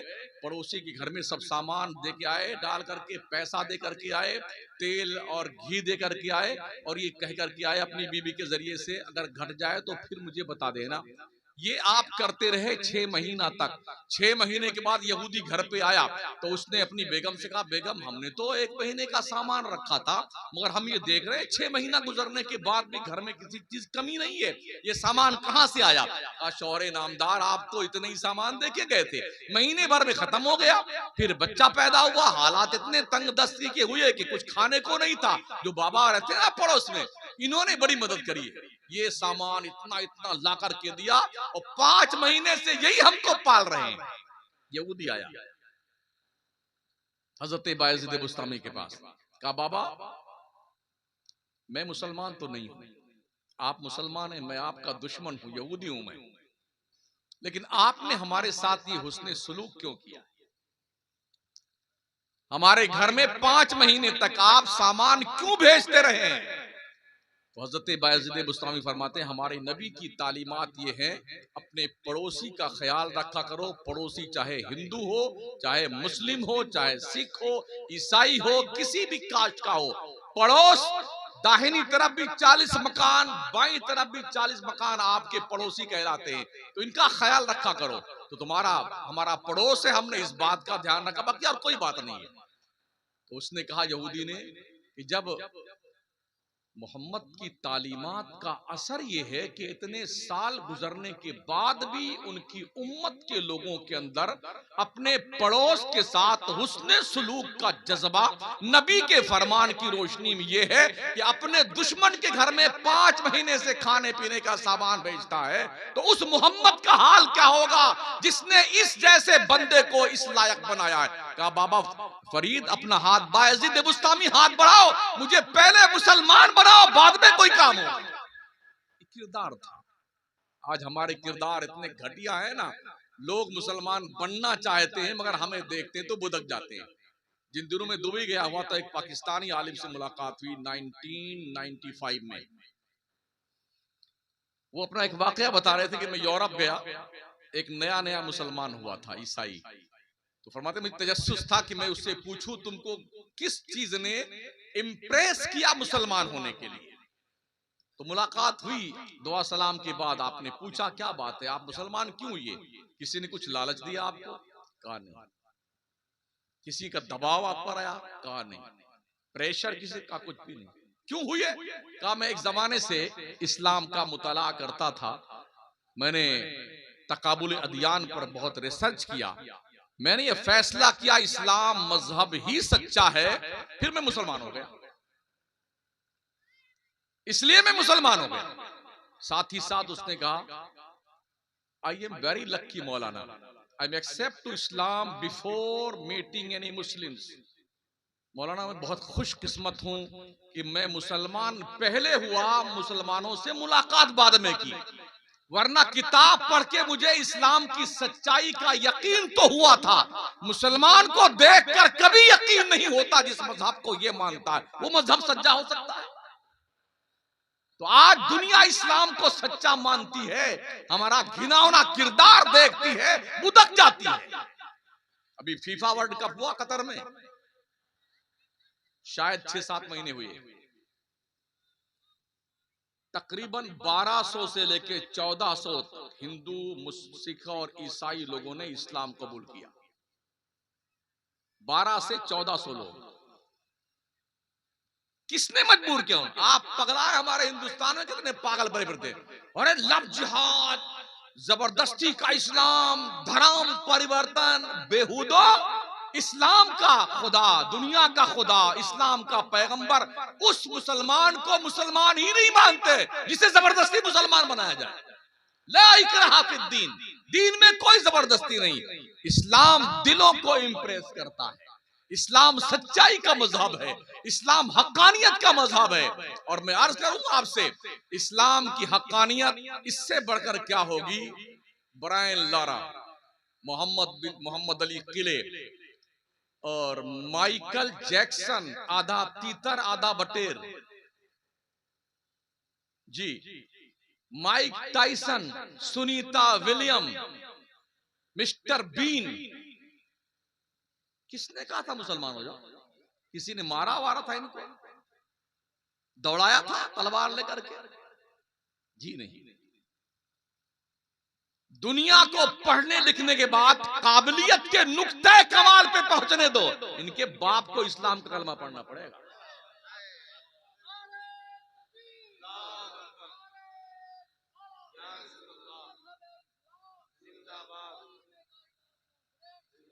कम से कम तालीमाते मुस्तफा की रोशनी में हम जिंदगी तो गुजारें यार। दुनिया आज भी इस्लाम को तस्लीम करने को तैयार है। जाज बर्नाशा ने क्या कहा था अल्लामा अब्दुल अलीम मेठी से? यही तो कहा था कि दुनिया का सबसे अच्छा मजहब इस्लाम है और सबसे बुरे लोग मुसलमान। और साथ ही उसने ये भी कहा था अगर इसी का नाम मजहब इस्लाम है, अब्दुल अली मेठी जिसकी तबलीग तुम करते हो, तो याद रखना कयामत से पहले तक दुनिया भर को मुसलमान होना पड़ेगा। क्यों? इस्लाम सच्चा मजहब है, ये भावनाओं का मजहब नहीं जी। मेरी भावना है ये मजहब मेरा। कितनी बड़ी पागलपन की बात है, एक चूहा निकलता है अपने सुराख से और ये 6 फीट का आदमी, अरे मेरे देवता, मेरे भगवान, तो अकल मारी गई है चूहे को। तुम मानो नहीं यार, कौन रोकता है? कुत्ता, बिल्ली, गधा, घोड़ा, पेशाब, पखाना, शर्मगाह, पेड़ पौधे सबको मानो। अगर तुम ये तवक्को रखते हो कि मुसलमान भी ऐसा करने लग जाए, मुसलमान मर तो सकता है, तुम्हारे इस जंगलीपन का हिस्सा नहीं बन सकता है। ये पेशानी झुकेगी तो रब्बे कायनात के सामने झुकेगी, कुत्ते, बिल्ली, भेड़ और जानवर के सामने नहीं झुकेगी। हमारी इस बॉडी में, इस वजूद में मेरे रब ने पेशानी को सबसे ऊपर रखा है। खाना खाते वक्त भी झुकाने की नौबत नहीं आती है। रब ने हाथ दिया है। दुनिया का हर जानवर जब तक नाक नहीं रगड़ता है ना, तब तक रोजी नहीं पाता है। मगर ये 6 फीट का इंसान, अल्लाह अकबर, आराम से बैठता, खाना बन के आता है, दस्तरखान लगता है, प्लेट सजाई जाती है, फिर प्लेट में खाना निकालता, फिर हाथ से उठाकर यहां तक लुकमा लेके फिर खाता है। यूं झुका के नहीं खाता है। मतलब ये पेशानी सिर्फ रब के सामने झुकनी चाहिए, किसी और के सामने नहीं। ये रीजन इस बात का। आज कितने लोग हैं हमारे मुसलमान, पगला गए हो? किसको हाथ जोड़ते हो? अपने आप का मजहब तुम्हें शर्मिंदा कर रहा है। दुनिया इस्लाम की कदर करती है, तुम्हें शर्म आती है दाढ़ी रखते हुए। कुछ नौजवान अरे मौलाना हम दाढ़ी रख लेंगे तो हमारी शादी नहीं होगी। हमने कहा हमारी बिरादरी जो बैठी स्टेज पे, कमारे बैठे हुए हैं, ये सब दाढ़ी वाले माशाअल्लाह। किसी के 4 बच्चे, किसी के 5 बच्चे। यार हम तो हमारे 15।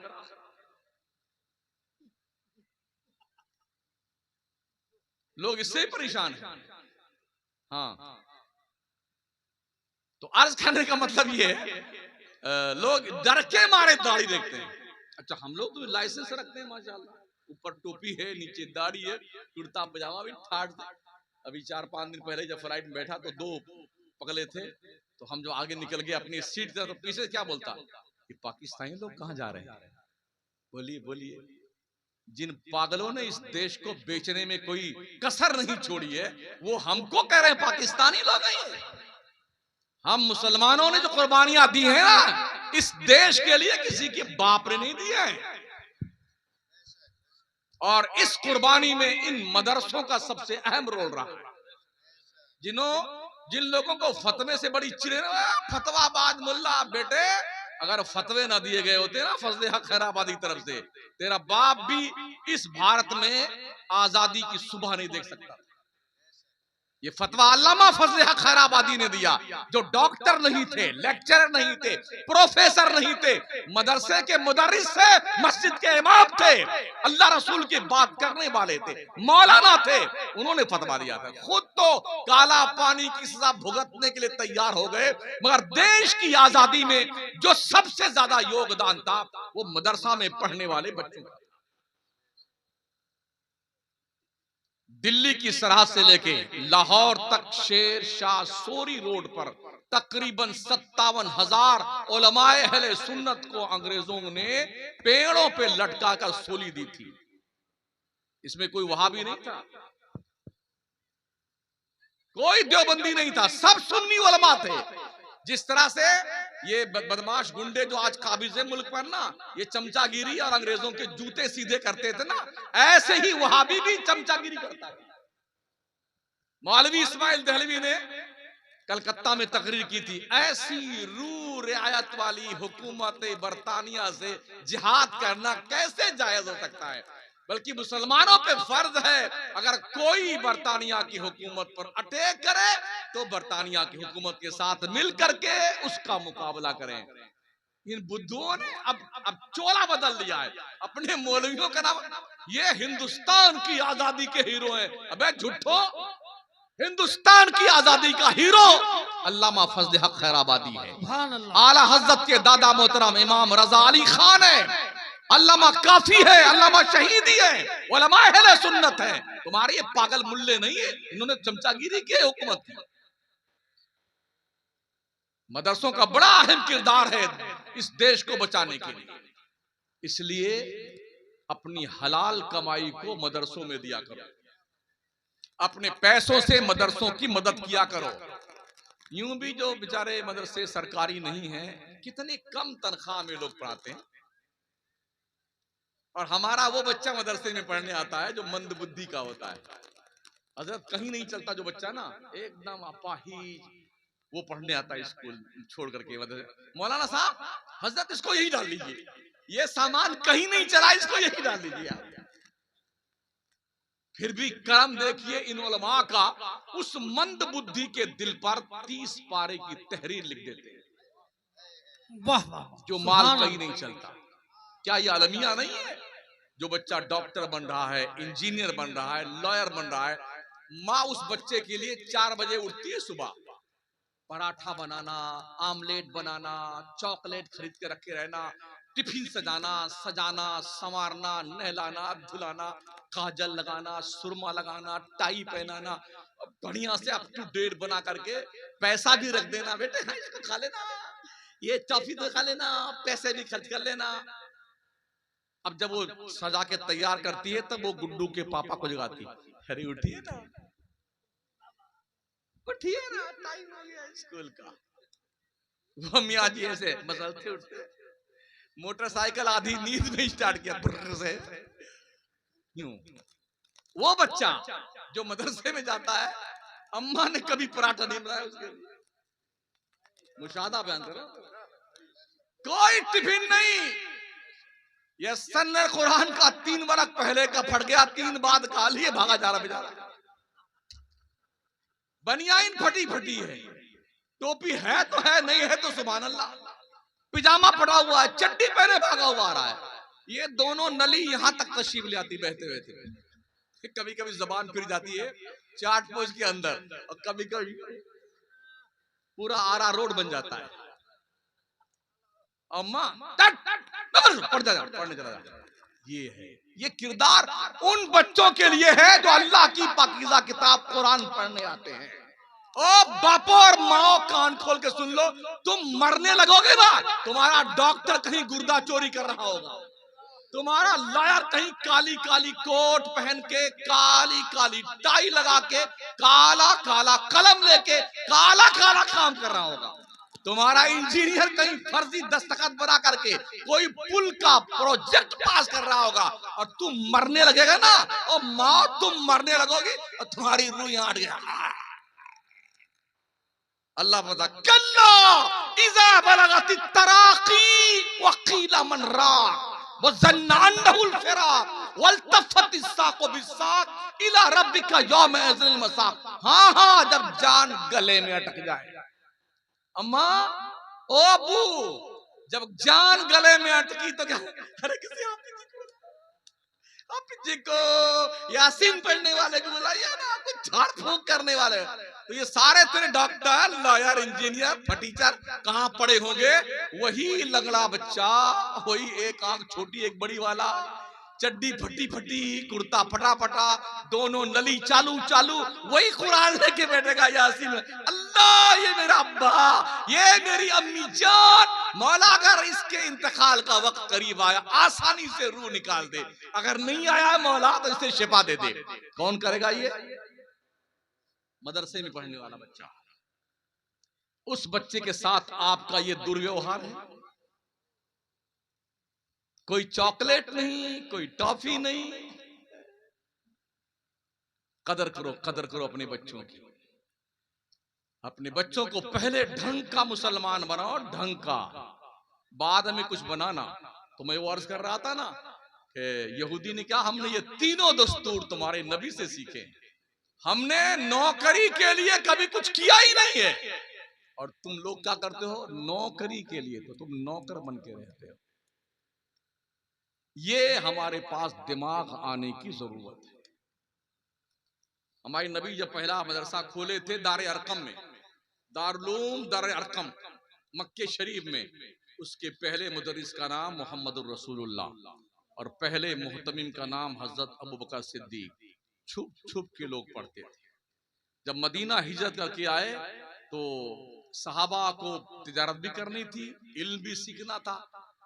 हजरत उमर ने बारी लगा दी, अपने अंसारी दोस्त जो उनको सरकार ने भाई बनाया था, तो उनसे कहा आज तुम पढ़ने जाना, सरकार की बारगाह में सबक लेना, मैं धंधा करने जाता हूँ।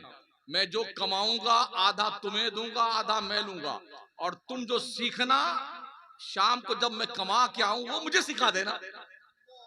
एक दिन तुम पढ़ने जाना, मैं धंधा करने जाऊंगा, मैं अपना कमाया हुआ आधा मुनाफा तुमको दूंगा, आधा अपना रखूंगा।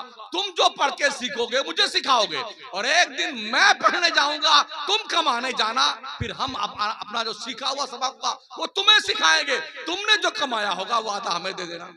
इस तरह लोगों ने इल्म सीखा। तब फरमाते हैं कि मैंने 2.5 पारा सूरे बकरा के हुजूर से 12 साल में पढ़े, 12 साल में। सोच सकते हैं आप कि हजरत उमर जैसा शख्स पढ़ने वाला हो और नबियों का नबी पढ़ाने वाला हो, क्या कुछ नहीं पढ़ा होगा हजरत उमर ने? यही वजह है जिब्रील जब वही इलाही लेके चलते थे ना सिदरा से, हजरत उमर जिब्रील के आने की खुशबू सूंघ लेते थे। कितनी आयतें हैं हजरत उमर ने जो सोचा रब ने उनकी सोच के मुताबिक कुरान में आयतें उतार दी। इतने बाशऊर, इतने माइंडेड और इतनी इंपॉर्टेंट शख्सियत थी आपकी। मुस्तफा करीम फरमाते हैं लौ काना बादी नबिया लकाना उमर इब्नुल खत्ताब, अगर मेरे बाद कोई नबी आना पॉसिबल होता तो उमर इस शान का मालिक है कि नबी बन के आता। ये पढ़ने वाले लोग और पढ़ लिख करके इतने काबिल बने कि अल्लाह के नबी ने फरमाया अस्हाबी कन्नुजूम फबिअय्यिहिम इख्तदयतुम, मेरे सहाबा आसमान के सितारों की तरह हैं, इनमें से जिनकी पैरवी करोगे अल्लाह तुम्हें हिदायत दे देगा। खाते क्या थे? सूखी रोटी। हम क्या खाते हैं? चिकन बर्रा के चिकन क्रिस्पी, मटन बर्रा, कोरमा, पुलाव, जर्दा, खा पी करके तोंद पे हाथ फेरते डकारे लगने पे। ये सूखी रोटी खाते थे, चटनी रोटी खाते थे, शरीर बना के खाते थे। अम्मा आयशा फरमाती कि मैंने 2 महीना खानदाने नबूवत के घरों में 2 महीना चूल्हा नहीं जला। हज़रत अनस पूछते हैं अम्मा क्या खाती थी 2 महीना? फरमाती है खजूर चूस कर पानी पी के हमने 2 महीने गुजारे। है कोई माँ, बहन, बीवी, बेटी ऐसी कि अपने ससुराल में अगर 2 दिन खाना ना पाए तो सब्र से जिंदगी गुजारेगी? वो तो ये कह के भागेगी। पहले तो लोग शादियां बहुत दूर करते थे, अगर झगड़ा वगड़ा हो जाए तो टुन्न पुन्न जो है वो सब ठंडा हो जाए, फिर खबर पहुंचती थी। और अब किचन में बैठे अम्मी, अरे ननद ने ये कह दिया, उन्होंने ये कह दिया, और अम्मी भी जोशे जवाला बन करके बेटी सामान पैक कर तेरा भाई जाना लाने के लिए। ओ पगलाई हुई लोगों, ससुराल जाने वाली बच्चियों, बहनों, बेटियों, कान खोल के सुन लो, अपने ससुराल ही में रहने का हौसला पैदा करो। वही तुम्हारा घर है, वही तुम्हारे माँ बाप हैं, समझ रहे हो? उसी को अपना घर समझो। हमने ये देखा है जो वापस लौट के मैके आई है ना, कोई 30 साल से बैठी है मंगती मनी, कोई 40 साल से बैठी हुई है। माँ बाप जब तक जिंदा है किसी हद तक खैरियत रहती है, जब बावज का दौर आता है ना तब दिन भर चूल्हे में घुसी रहती हैं। कौन? नंदें। बावज बैठ के आराम फरमाती है और बर्तन साफ कर लो, झाड़ू लगा दो, पोछा लगा दो, सब्जी बना दो। इससे बेहतर था तुम अपने शौहर के पास रहती। हमारी बहनों बेटियों का मिजाज भी है, हम जब अपनी बेटी को ही रुखसत करते तो हम क्या चाहते हैं? हमारे बेटी के कब्जे में इसका शौहर भी होना चाहिए, इसकी अम्मी और इसके अब्बू भी हमारी बेटी के कब्जे में होने चाहिए, पूरी ससुराल के लोग हमारी बेटी के गुलाम बन के रहें। और जब दूसरे की बेटी हमारे घर में आती है, नकेल दो, हिलने मत देना। नंदे भी कोच कोच के अम्मी ध्यान रखना इसके ऊपर, छोड़ना मत इसे, काम करवाते रहना। क्या ये? और नहीं आएगी ना तो वहीं से फोन करेगी, अम्मी ख्याल रखना, आजाद मत होने देना, और भैया का भी ख्याल रखना कहीं जोरू गुलाम ना बन जाए। क्या क्या लॉजिक है यार। हमारे प्यारे आका सल्लल्लाहु ताला अलैहि वसल्लम, अम्मा आयशा फरमाती जब मैं रोटी गूंदने के लिए आटा इकट्ठा करती थी ना तो हुजूर पानी ला के दिया करते थे। चूल्हे के सामने सरकार बैठते, आग सुलगा करके उसमें फूंक मारते ना, हमने देखा कि हुजूर की दाढ़ी शरीफ से धुआं निकल के उस पार जाता था। है किसी माई के लाल के अंदर हिम्मत जो जोरू का गुलाम कह दे। हम आयशा फरमाती है कि मेरे आका अपने जूती जो फटी होती थी सुई से टांक लिया करते थे, कपड़े अपने सिल लिया करते थे, ये नबी फरमाते हैं।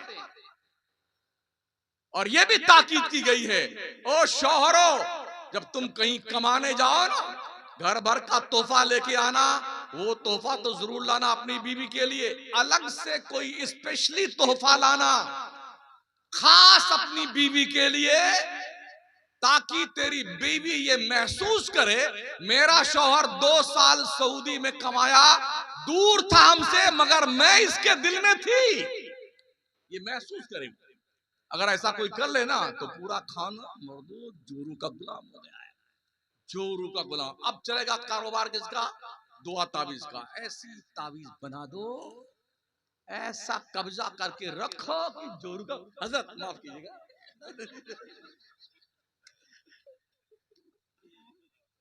ऐसा बना दो। आते सब नहीं आते हैं, हम बनाते नहीं लेकिन देखते जरूर है। हाँ ऐसे तिकड़ से समझाते हैं लोग। अच्छे लोग भी दुआ तावीज करना कोई जुर्म नहीं है। हम तो यहाँ तक कहते हैं अगर कोई इमाम की तनख्वाह कम हो तो आप तावीज बनाइए। अगर सेक्रेटरी नहीं फंसेगा तो उसकी बीवी फंसेगी। अगर मरदूद सदर कब्जे में नहीं आएगा तो उसकी बेगम कब्जे में आएगी। फिर बताना 5100 की एक तावीज। और ज्यादा जालिम तुम्हारा शौहर है, बिल्कुल मुट्ठी में करना चाहती हो, 21,000 की तावीज। और तनख्वाह मत दो मौलाना को, 2,000 4,000 5,000 तनख्वाह देके 24 घंटे की ड्यूटी लेते मौलाना से।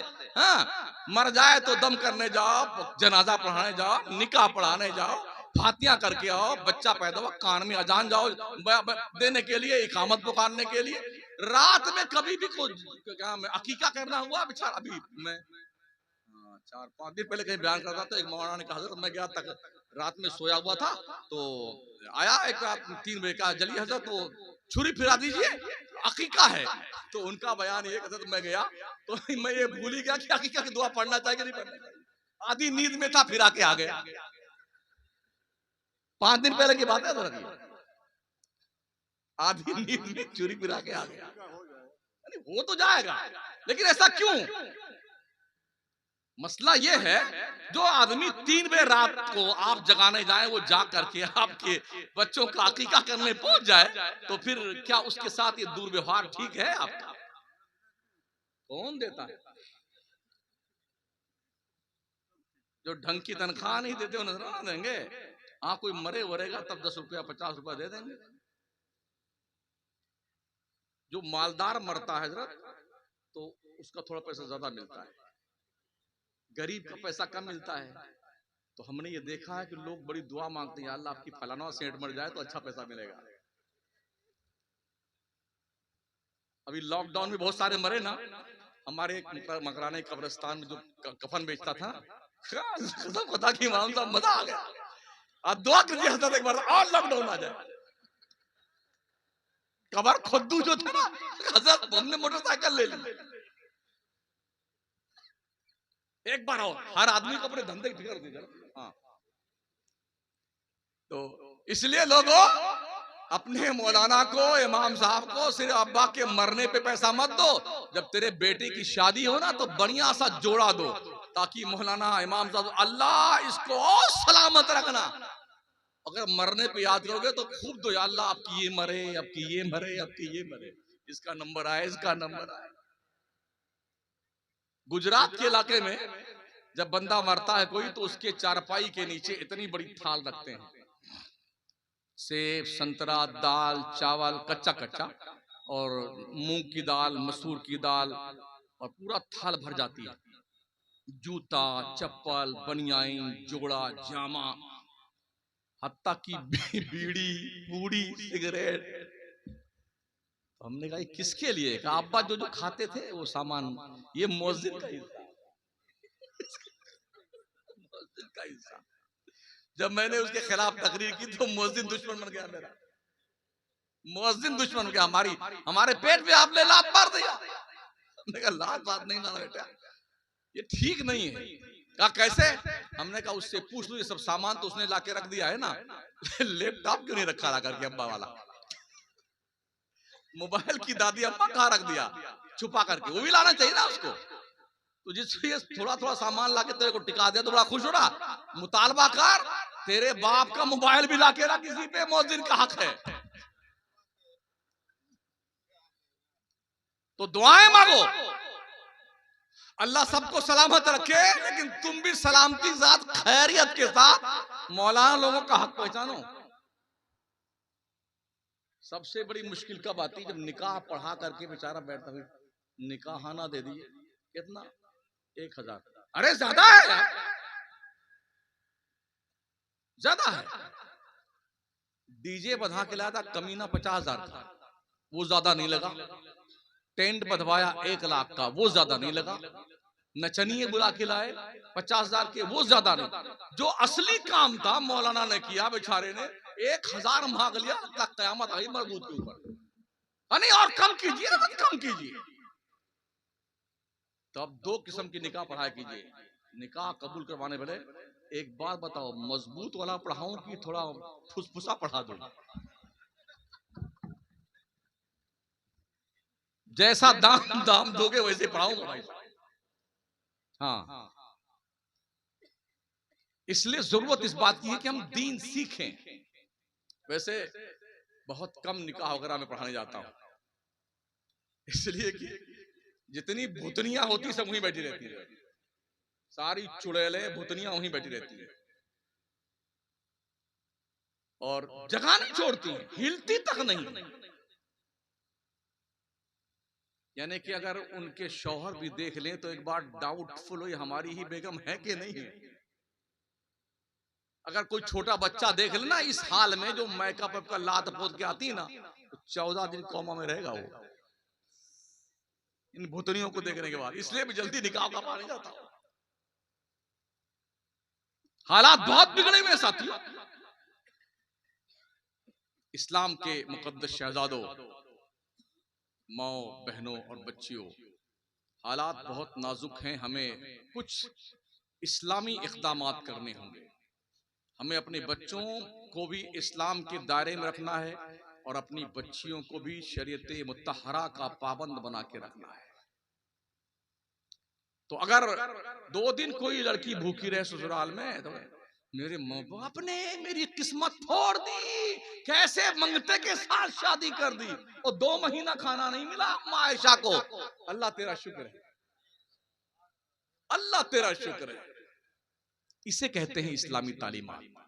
नबी की 11 बीवियां थी, मगर जिंदगी में किसी के लब पर एक बार भी शिकवा नहीं आया, एक बार भी, जिन्हें उम्महातुल मोमिनीन बनने का शरफ हासिल हुआ। साथियों, काश हम जागें, बेदार हों और अपने बच्चों को दीनदार बनाएं, अपनी औलाद को दीनदार बनाएं, इस्लाम की तालीमात से रूशनास कराएं, दुनियावी तालीमात भी इतनी दें कि आपका बच्चा दुनिया के इंसानों के मुकाबले में खड़ा हो सके।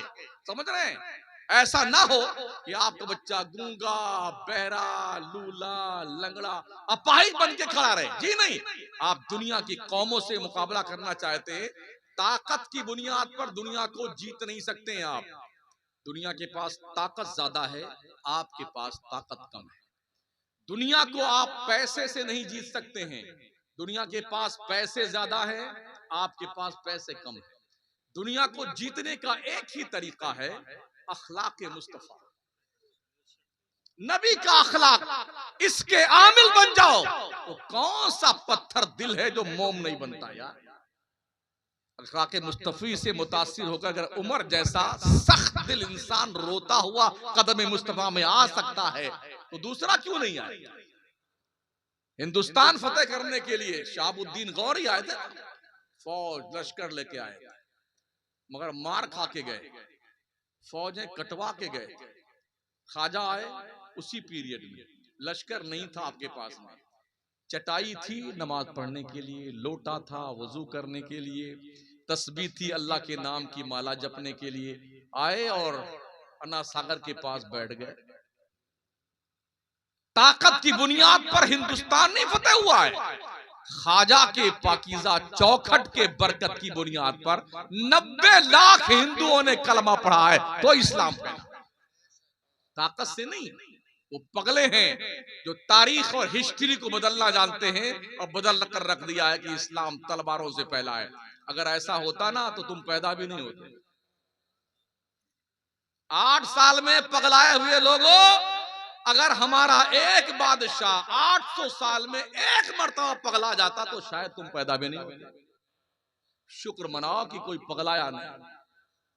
हाँ, इसलिए ये इल्जाम इस्लाम के दामन पे मत लगाओ कि इस्लाम तो तलवार से फैला है, वरना देख लेना हिस्ट्री कहां से अफगानिस्तान, पाकिस्तान, श्रीलंका, मौजूदा हिंदुस्तान, बांग्लादेश, बर्मा, श्यामा, रंगून, ये सारे पूरे खित्ते को अखंड भारत कहा जाता है। इस अखंड भारत पर मुसलमानों ने 800 साल हुकूमत की है। अगर 1-1 करोड़ का काम 1-1 साल में तमाम कर दिया गया होता ना तो 800 साल में ये हिसाब भुगतान पूरा हो जाता है, कोई बचता ही नहीं। मगर इस्लाम किसी पे जुल्म करने की इजाजत नहीं देता है। इस्लाम तो चींटियों को मारने की इजाजत नहीं देता यार। हमारे नबी अपने सहाबा के साथ गए, एक जंग के मौके पे लौट के आ रहे थे और जंगल किनारे वहां खीमा लगाया तो साहबा ने क्या किया, घास फूस काटा, जल्दी जल्दी पेड़ पौधे काटे, खीमे लगाए। और आमतौर पर देखे जहां घास फूस मूजा उजा होता वहां चींटियां कीड़े बोल रहे थे ना, तो उन्होंने वहीं पर काट करके घास फूस आग लगा दी। तो बहुत सारी चींटियां वहीं पर जली मरी पड़ी थी। हुजूर तशरीफ ले गए, उस तरफ से देखा चींटियां मरी हुई। आका ने पूछा मेरे साहबा इनको किसने मारा?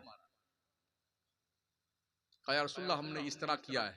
कहा तुम्हें शर्म नहीं है? ये अल्लाह की मखलूक मजबूर मखलूक पर, कमजोर मखलूक पर तुमको जुल्म करते शर्म नहीं आई? तुमने अपने खीमे लगाने के लिए अल्लाह की एक कमजोर मखलूक को आग से जला दिया। ये मेरे नबी ने अपने सहाबा का बाज़ाब्ता तौर पर ताक़ुब फरमाया और तंबीह फरमाई, खबरदार किसी जानवर पर भी जुल्म करने का तुम्हें अधिकार नहीं है। एक साहबी जंगल से लौटे थे और लौटते वक्त देखा कि एक चिड़िया अपने बच्चों को दाना चुगा रही है। 8-10 बच्चे थे। वो चिड़िया,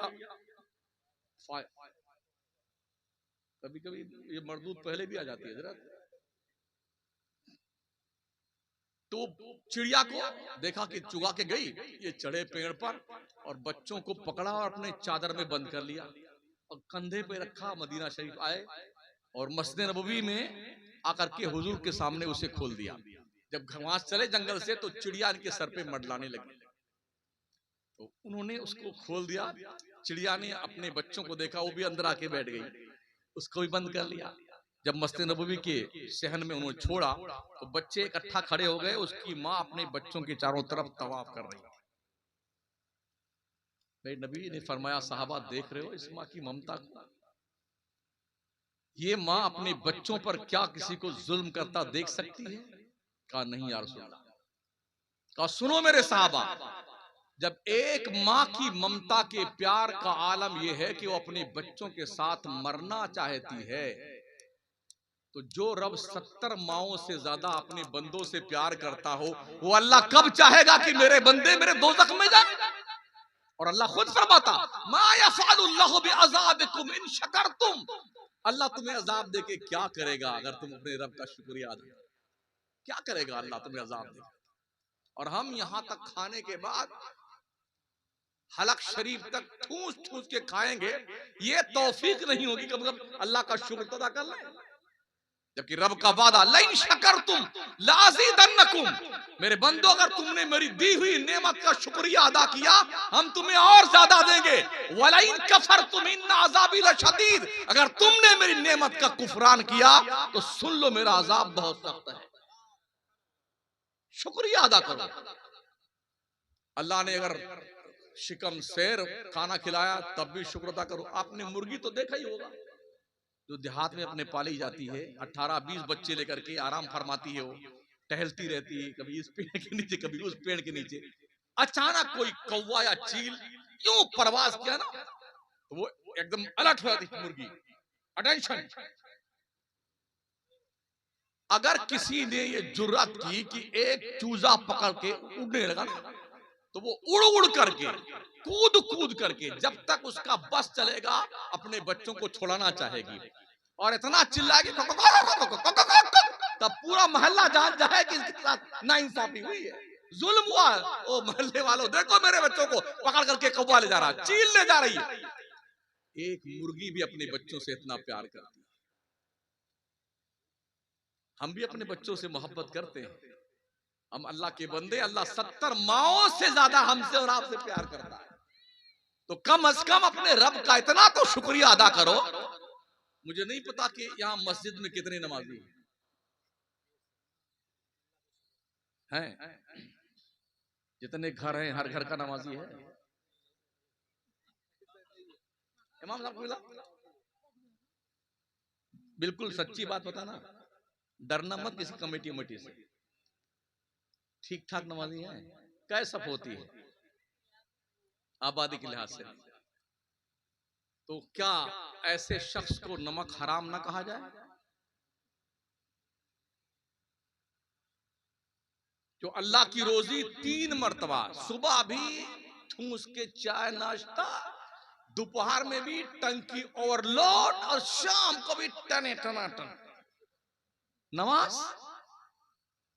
तेरे अब्बे पढ़ेंगे, तेरी पुश्तें पढ़ेंगी, कौन पढ़ेगा नमाज? इन्ना सलात कानत अलल मोमिनीन किताबम मौकूता। ओ मुसलमान सुन कान खोलकर, अल्लाह ने नमाज वक्त की पाबंदी के साथ तेरे ऊपर फर्ज की है। और यही एक इबादत है, यही दौलत है जो किसी नॉमिनी को नहीं मिलेगी। हाँ, bank balance, fix deposit, life insurance, किसान विकास पत्र, इंदिरा विकास पत्र, अत्र सत्र पत्र जितने भी है ना, सब में बताना पड़ता है। अचानक अगर आपकी डेथ हो गई तो ये आपका अमाउंट किसको दिया जाए, तो आप बताइए नॉमिनी कौन है? तो कोई कहे रुखसाना का नाम लिखिए, हमारे बेगम का नाम लिखिए। हाँ, कोई कहे गुड्डू का नाम लिख दो हमारे बेटे का। ये अचानक हम ट्रांसफर हो गए ना, तो ये हमारी जो पैसे रकम है ये मेरे गुड्डू को दे देना। सुन लो, जब तुम मरने लगते हो ना, हमने मुशाहदा किया है, अभी मौत आई नहीं है और अटकी है यहीं पर गले में।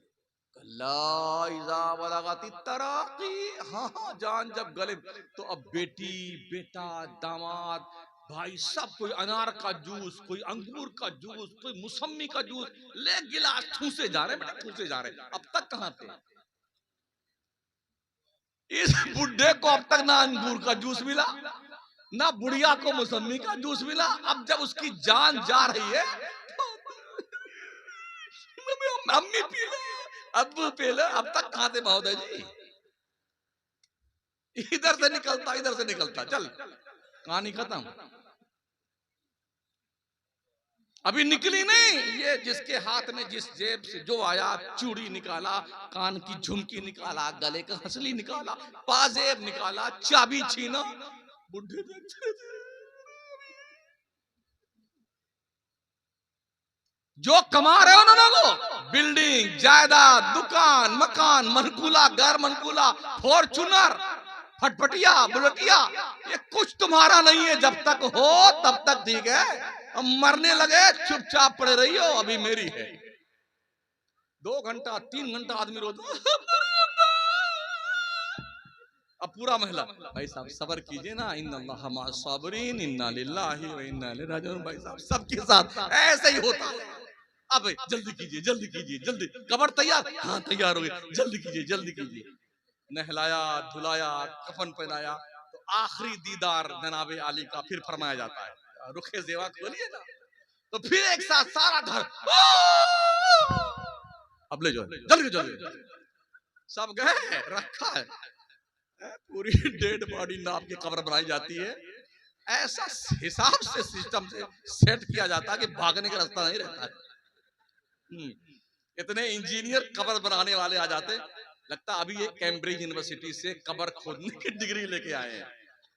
जो काम आधा घंटा में हो सकता है वो 2 घंटा लगता है। भाई साहब थोड़ा यूं यूं कीजिए ना, अरे यूं यूं करिए ना साहब।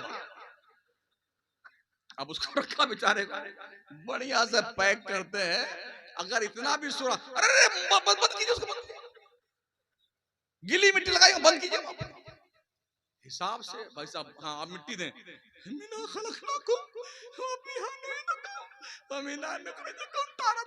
अब आप जो है ना आपकी कब्र हम चले बंटवारा करने के लिए, हम चले बिल्डिंग बांटने के लिए, गाड़ी पे कब्जा करने के लिए।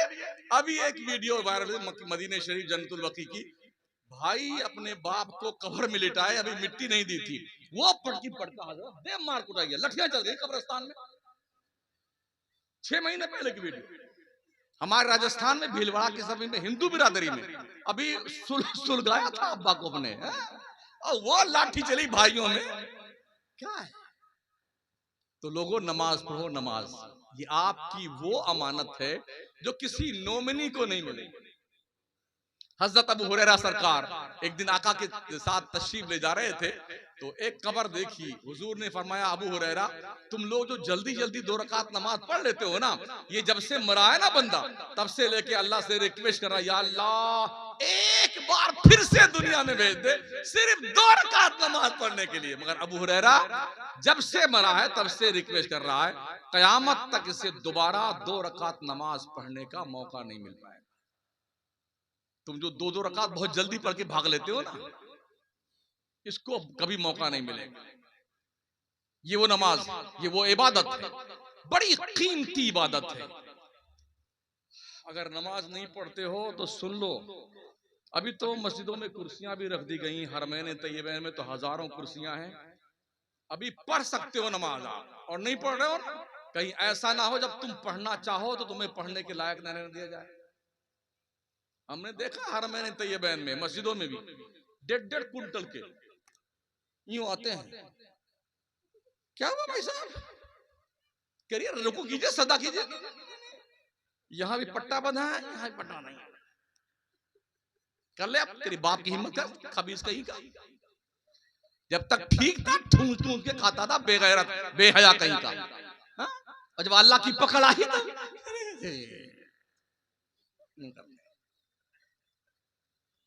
देखा नहीं देखा ऐसे लोगों को।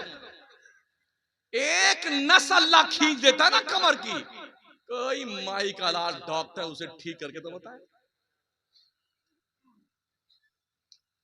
इसलिए अपने रब के फरमाबरदार बनो, अल्लाह के कानून के वफादार बनो।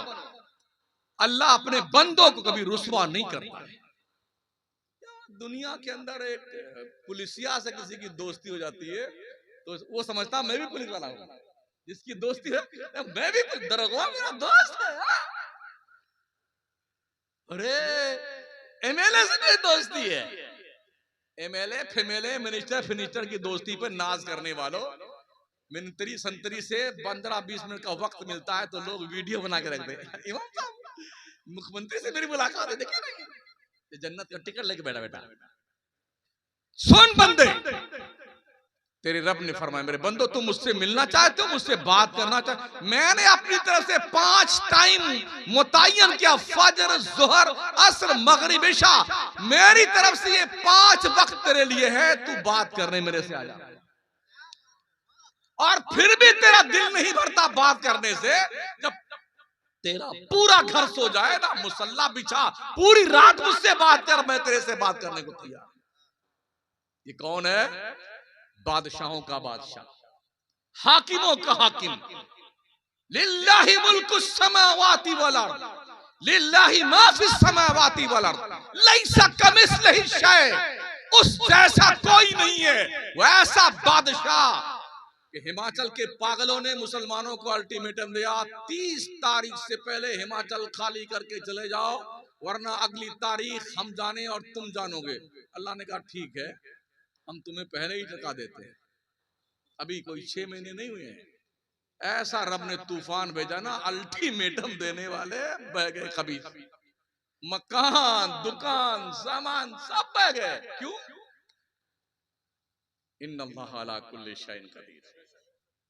मदरसों को आबाद कीजिए, बड़ों की इज्जत कीजिए, छोटों से प्यार कीजिए, नजरों को आवारा मत कीजिए, बेहयाई बेशर्मी का मुजाहरा मत करें, किसी की बहन बेटी की तरफ बुरी नजर मत डालें, अपने माँ बाप का एहतराम कीजिए, अपने बच्चों से प्यार कीजिए, हलाल कमाइए, हलाल खाइए, हलाल खिलाइए, चुगली मत कीजिए, गीबत मत कीजिए। अस्तगफिरुल्लाह रब्बी मिन कुल्ली ज़ंबि व अतूबु इलैह, ला इलाहा इल्लल्लाह मुहम्मदुर रसूलुल्लाह। फिर कभी अल्लाह ने तौफीक बख्शी तो आपसे मुलाकात का शरफ हासिल